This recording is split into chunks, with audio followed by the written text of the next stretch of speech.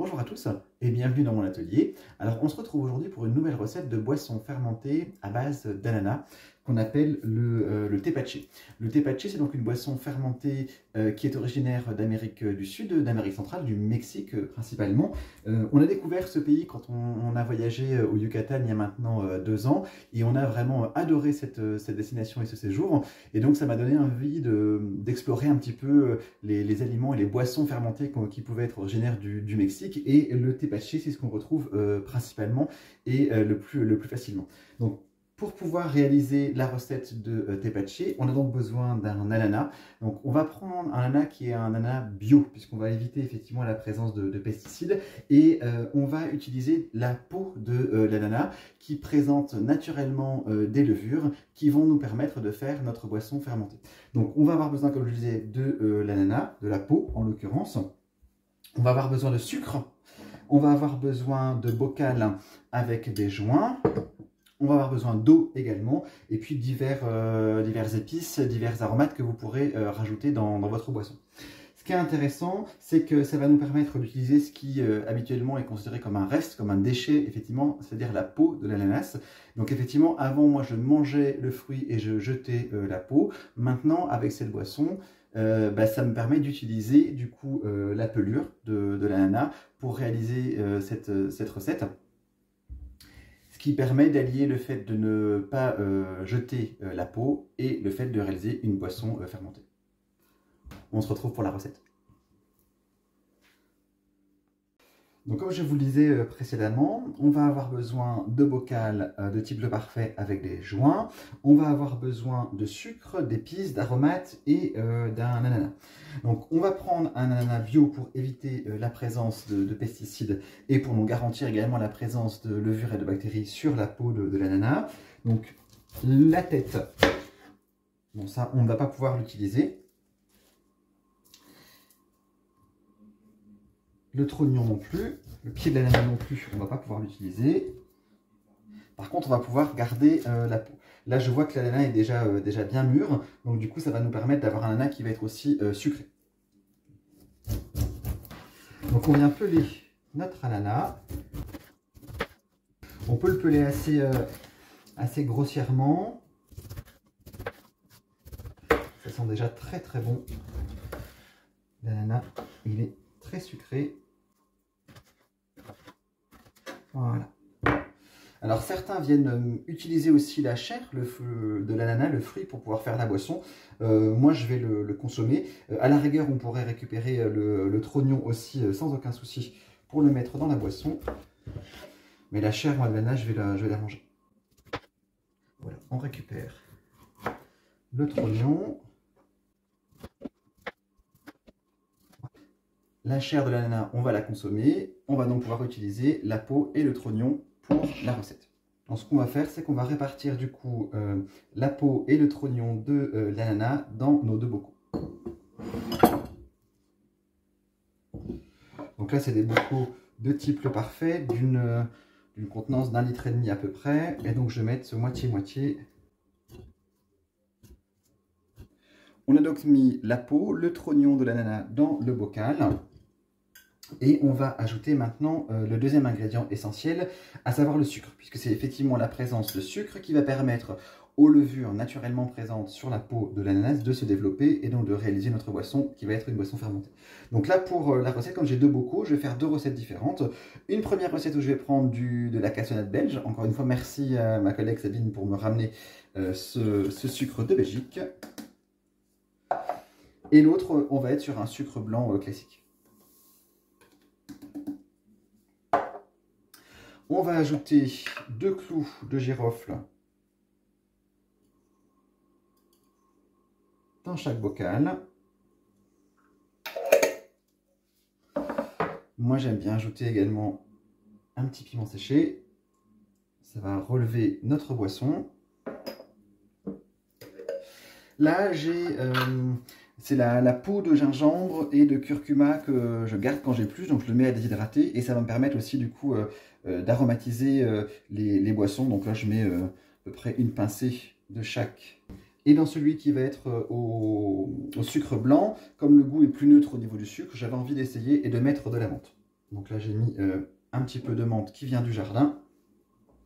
On pourrait mettre n'importe quelle épice, la cannelle fonctionne très bien, la cardamone également fonctionne très très bien. Vous pouvez vraiment laisser libre cours à votre imagination et mettre les épices, les aromates que vous aimez dans cette boisson. Ensuite, on va donc ajouter l'eau dans notre bocal. Donc moi, c'est de l'eau que j'ai laissé décanter hier. Et donc, je viens remplir le bocal. Donc je monte jusqu'à 1,5 litre, ce qui me permettra de faire à peu près 2 bouteilles de boisson dans chaque bocal. Et donc là, on voit effectivement que l'ananas remonte à la surface, les épices également. Donc là, ça va être une étape importante qui va être de mélanger régulièrement notre bocal pour éviter le développement potentiel de moisissures. Ce n'est pas du tout ce qu'on recherche. Donc là, on veut vraiment privilégier le développement des bactéries et non du coup des moisissures. Donc moi, j'utilise des bocaux à joint pour pouvoir fermer.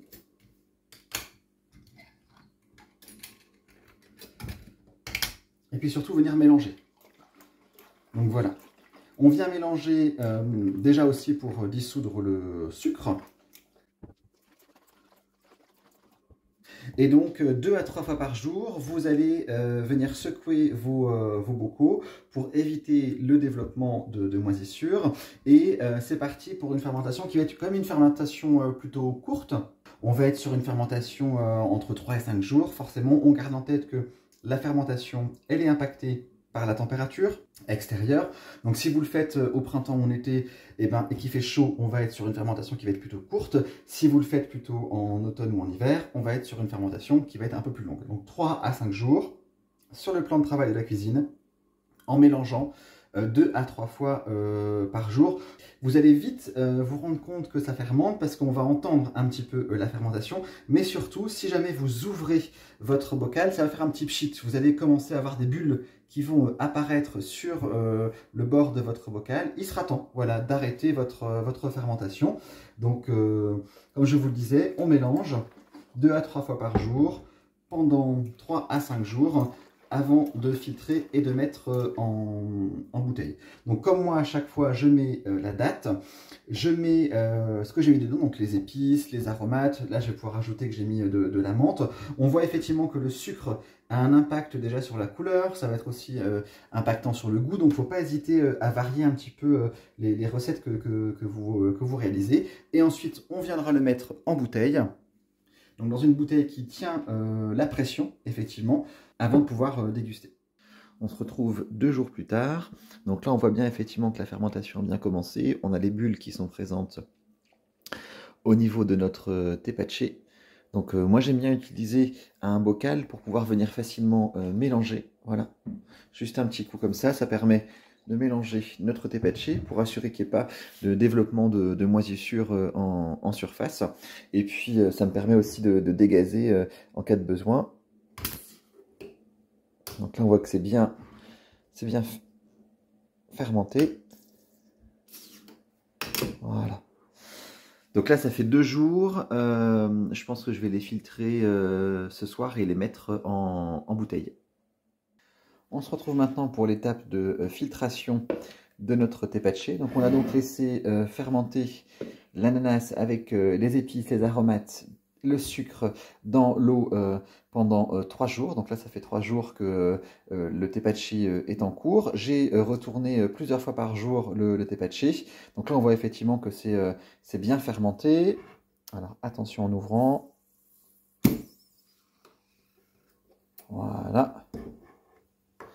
Donc là, c'est celui avec la menthe. Et on n'a plus qu'à filtrer.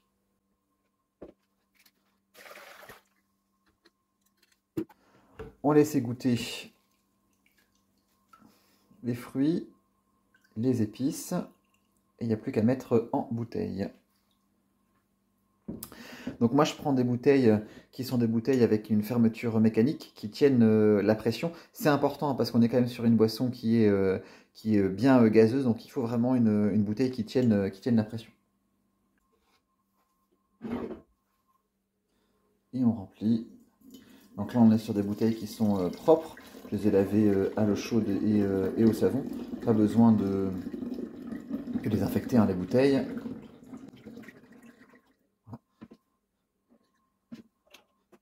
Et on ferme. Voilà, notre tepaché est maintenant terminé. On n'a plus qu'à mettre donc la date, ce qu'on a mis dedans, parce que celui-ci c'était avec la menthe. Et je vais faire la même chose pour l'autre tepaché. Moi, ce que je fais, c'est que je garde l'ananas pour faire une deuxième fermentation.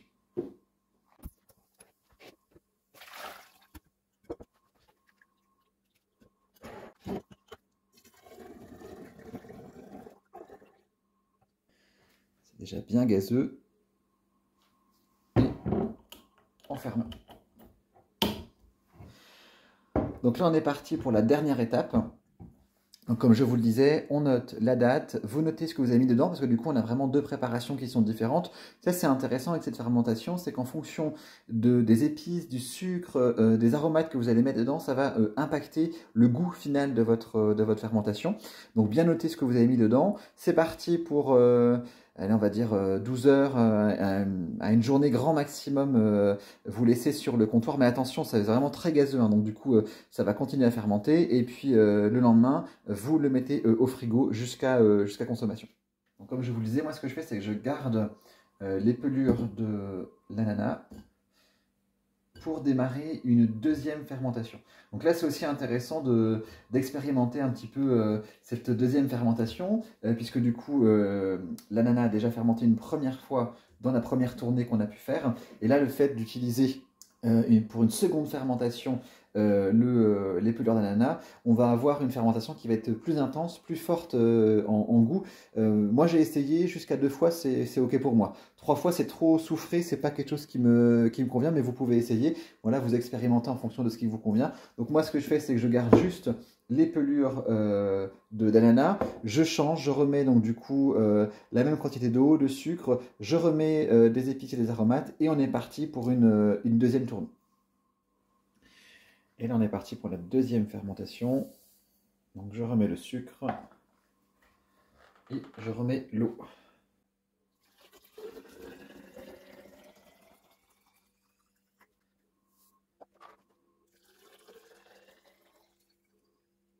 Donc là, vous pouvez le laisser comme ça, rajouter les épices, les aromates que vous souhaitez, et vous repartez donc une deuxième fermentation, toujours entre 3 et 5 jours, en fonction bien sûr de la température, puisque on garde en tête que la fermentation, elle est impactée par la température, donc plus il va faire chaud, plus la fermentation, elle va être rapide. Et là, on est sur une deuxième fermentation, donc qui va être beaucoup plus intense, on va dire beaucoup plus forte en goût. Donc là, c'est à vous de voir un petit peu ce qui vous convient.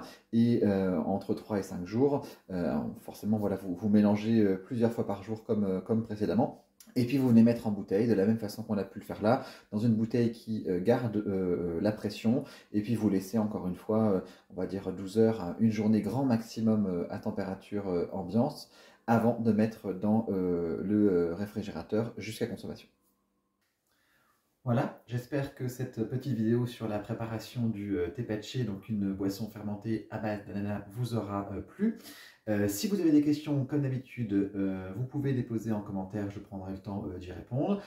Si cette vidéo vous a plu, vous pouvez également mettre un petit pouce bleu, ça fait toujours plaisir. Et puis vous n'oubliez pas donc de noter, comme d'habitude, la date, la recette que vous avez utilisée, donc à savoir peut-être les proportions si vous voulez les garder en tête, et puis surtout les épices et les ingrédients que vous avez mis dans votre préparation. Et puis là on est parti pour une fermentation qui va se faire, on va dire aller entre 12 heures et 24 heures sur le plan de travail de la cuisine à température ambiante, avant de mettre au frigo jusqu'à consommation. Donc là, on a la deuxième préparation qui est en cours, toujours avec les mêmes pots d'ananas. Donc on a utilisé la même recette, de l'eau, du sucre, un petit peu d'épices en fonction de ce que vous souhaitez. Donc pour la deuxième préparation, là c'est vraiment en fonction de vos goûts. Moi je l'ai déjà fait 2 fois, donc ça pose pas de souci, c'est une fermentation qui me convient. Le goût est un peu plus fort. Par contre, une 3e fois, moi je commence à trouver ça un peu trop soufré, donc c'est quelque chose qui me convient moins bien. Donc à vous voilà d'essayer de voir ce qui vous convient. On est sur une boisson qui est naturellement fermentée, donc avec un tout petit peu d'alcool présent dans la boisson, mais ça reste vraiment quelque chose qui est tout à fait agréable à consommer. On retrouve, quand vous ne mettez pas d'épices ou d'aromates, juste de l'ananas, on retrouve vraiment ce goût d'ananas qui est très présent. Après, en fonction des épices que vous rajoutez, forcément, ça va impacter le résultat et le goût de votre tepache. Je vous dis à très bientôt et bonne fermentation à vous. Au revoir.